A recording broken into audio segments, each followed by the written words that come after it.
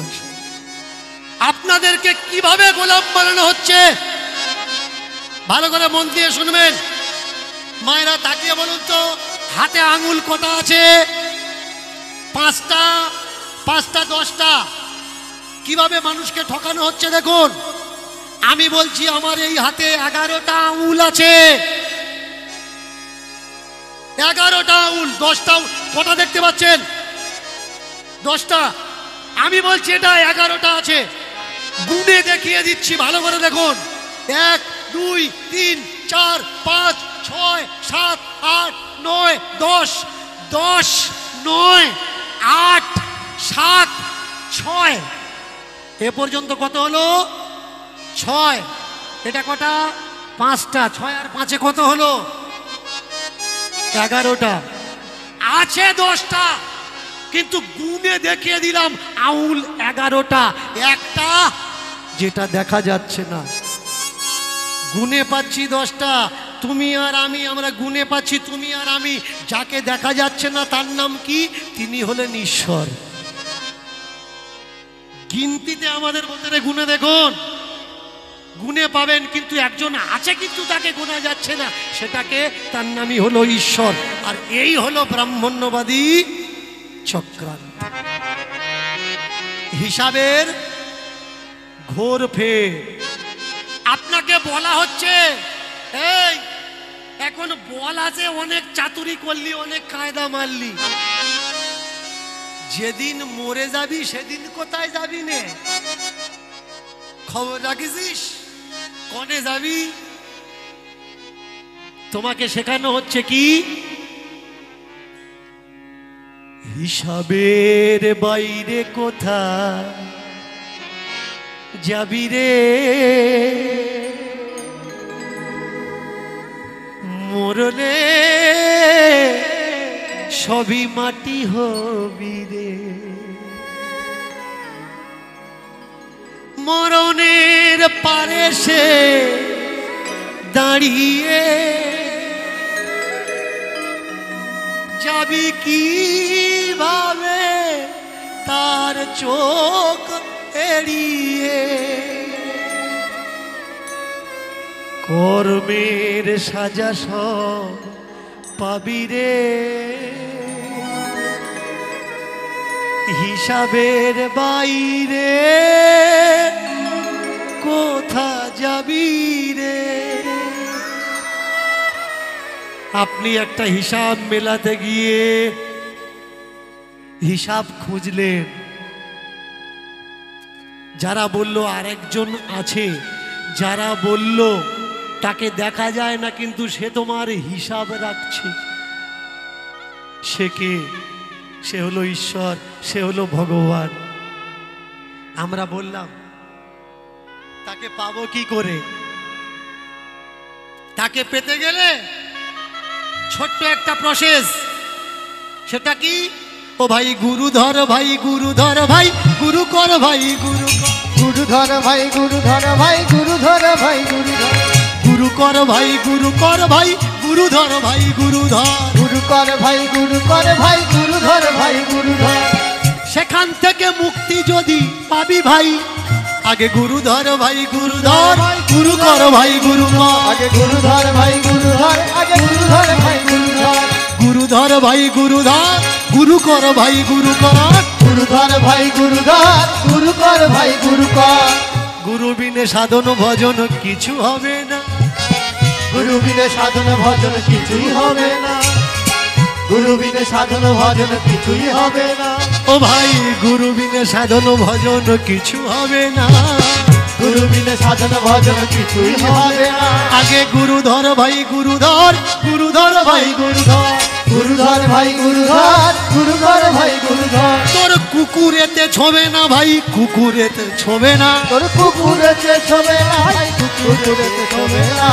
দীক্ষা না নিলে ভাই কুকুরেতে ছোবে না, দীক্ষা না নিলে ভাই কুকুরেতে ছোবে না, দীক্ষা না নিলে ভাই কুকুরেতে ছোবে না, দীক্ষা না নিলে ভাই কুকুরেতে ছোবে না। চক্রান্ত শুরু হলো।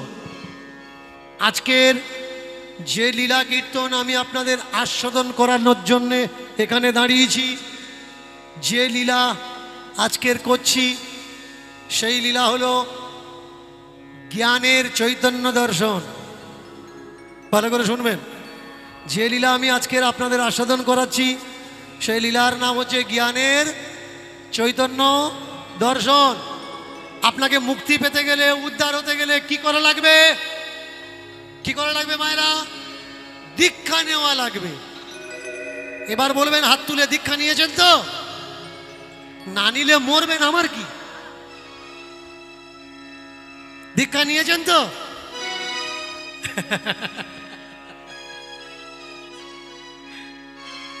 এটা কি হ্যাঁ না না? দীক্ষা নেবে, না নিলে ওই জায়গায় যাবে কি করে? কিছু কন্ট্রাক্টর, কিছু ঠিকাদার আপনার পাড়ায় পাড়ায় ঘুরে বেড়াচ্ছে, আপনাকে ওই জায়গায় নিয়ে যাবে বলে। ওদের ওখানে গোলা করা আছে, গোলা। এখান থেকে লিখে পাঠিয়ে দেবে, এত নাম্বার শিষ্য মরে গেছে, ওর ব্যবস্থা কর। ও অত নাম্বার ঘরে রাখে, যেন জমে যেন না ছোঁয়, এর গায়ে যেন না হাত লাগায়। আপনি মনে করছেন এমন ফ্যাসিলিটি ছাড়বো কেন? বছরে এক আধবার আসবে, শুধু এক মুঠো ডাল ভাত দেবো, তাই দিয়ে যদি মরার পরে স্বর্গে যাই, তার থেকে আর আছে? প্রথম শুরু হলো আপনাকে বোকা বানানো, তার নাম গুরুকরণ প্রক্রিয়া। ও ভাই, গুরু করো, গুরু করো, গুরু করো। আমি উত্তরাখণ্ডে আমাদের কয়েকজন গুরু আছে এই মতুয়া ভাবদর্শনের ভিতরে। আমি তাদেরকে দেখেছি, জল পা ধুয়ে ফেলে দিলে হবে না, তাহলে আপনি ভালো শিষ্য না। জল পা ধুয়ে তারপরে কি দস্তার ডিশে ধুলে হবে না, স্টিলের থালায় ধুলে হবে না, কাঁসার থালা আনা লাগবে, কাঁসার ঘটি আনা লাগবে। কত বড় মুসিবত, কত বড় বিপদ দেখেছেন? এখান থেকে কলকাতা থেকে পিতল কাঁসা উত্তরাখণ্ডে চলে যাচ্ছে, ওখানে ওরা কাঁসার ঘটি থালা রেখেছে কেন? গুরুদেব আসলি খাতি দেবে, গুরুদেব আসলি পা ধোয়ানো লাগবে, রেখে দিয়েছে শুধু গুরুদেবের জন্যে। যে বেটা ছেলে নিরুপায় খাচ্ছে, তা নাহলে বাবা মা রাগ করবে। যারা বিটি মানুষ, বউ মানুষ ঘোমটা দিয়ে খাচ্ছে নিরুপায় হয়ে, সে নাকি স্বর্গে ঠাঁই পাবে। বলুন তো, গুরুদেবের পা ধোয়ানো জল খেলে কি হয়? যারা খায় হাত তুলবেন।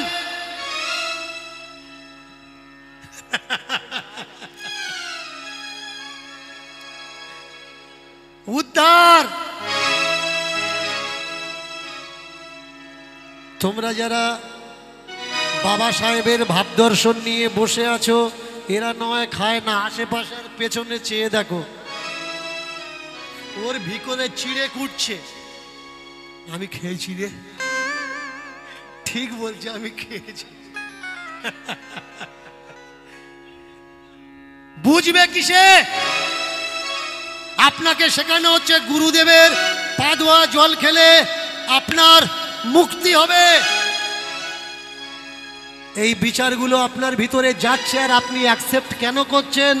কারণ আপনি মৃত্যুকে ভয় পান। মৃত্যু কোনো ভয়ের জায়গা না, মৃত্যুই হলো শাশ্বত সত্য। এই পৃথিবীতে চন্দ্র একদিন থাকবে না, সূর্য একদিন থাকবে না, কিন্তু মৃত্যু ছিল, আছে, থাকবে। এর জন্য কবিরা সহজ সরল ভাষায় বলেছে, জন্মিলে মরিতে হবে, অমর কে কোথা কবে।